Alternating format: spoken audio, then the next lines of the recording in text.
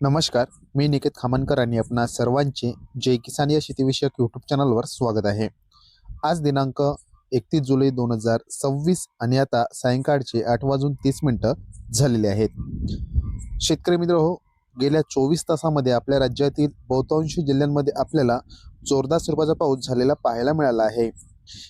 यामध्ये खास करून आपल्याला अमरावती आहे, अकोला आहे, त्यानंतर वाशिम आहे, इकडे नागपूर, वर्धा आहे, चंद्रपूर आहे, त्यानंतर यवतमाळ, भंडारा, गोंदिया आहे, गडचिरोली आहे, सोबतच बुलढाणा आहे, त्यानंतर जालना आहे, सोबतच छत्रपती संभाजीनगर, जळगाव आहे, त्यानंतर नंदुरबार आहे, धुळे आहे, नाशिक आहे। या बहुसंख्य परिसरामध्ये आपल्याला मुसळधार स्वरूपाचा पाऊस झालेला पाहायला मिळाला आहे। शेतकरी मित्र हो, या व्हिडिओच्या माध्यमातून आपण जाणून घेणार आहोत की उद्या दिनांक 1 ऑगस्ट 2026 उद्याला आपल्या राज्यामध्ये कुठे कसं काय वातावरण राहणार आहे, कुठल्या जिल्ह्यामध्ये पावसाची शक्यता आहे, कुठे पाऊस थांबणार आहे, याबद्दल आपण सविस्तरपणे माहिती जाणून घेणार आहोत। तर त्यासाठी हा व्हिडिओ शेवटपर्यंत नक्की बघावा।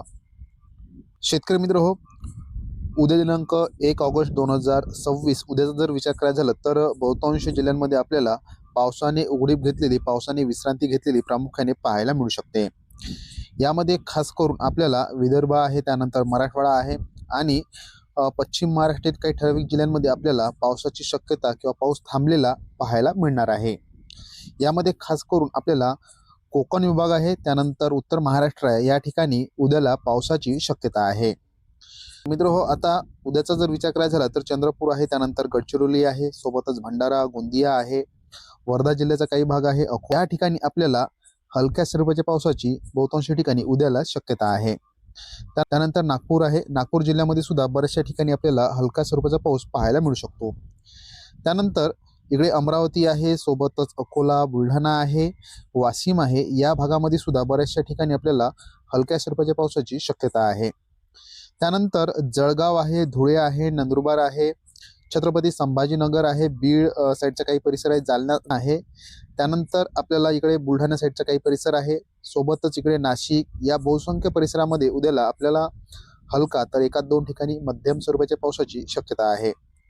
त्यानंतर नाशिक जिल्ह्याचा घाट परिसर आहे, सोबतच पालघर आहे, त्यानंतर ठाणे आहे, पुणे आहे, या ठिकाणी सुद्धा बहुतांश ठिकाणी आपल्याला हलका मध्यम स्वरूपाचा पाऊस उद्याला प्रामुख्याने पाहायला मिळू शकते। त्यानंतर इकडे अहिल्यानगर जिल्ह्याचा काही भाग आहे, या ठिकाणी सुद्धा काही ठराविक ठिकाणी हलक्या स्वरूपाच्या पावसाची उद्याला शक्यता आहे। त्यानंतर मुंबई आहे, सोबतच इकडे रायगड आहे, त्यानंतर रत्नागिरी आहे, सिंधुदुर्ग आहे, कोल्हापूर साईडचा काही परिसर आहे, या ठिकाणी सुद्धा आपल्याला हलका ते मध्यम स्वरूपाचा पाऊस उद्याला प्रामुख्याने या ठिकाणी पाहायला मिळू शकते। सोबतच सांगली आहे, सातारा आहे, या जिल्ह्याचा घाट परिसर आहे, पुणे जिल्ह्याचा घाट परिसर आहे, या ठिकाणी सुद्धा उद्याला आपल्याला हलका मध्यम स्वरूपाचा पाऊस काही ठिकाणी पाहायला मिळू शकते।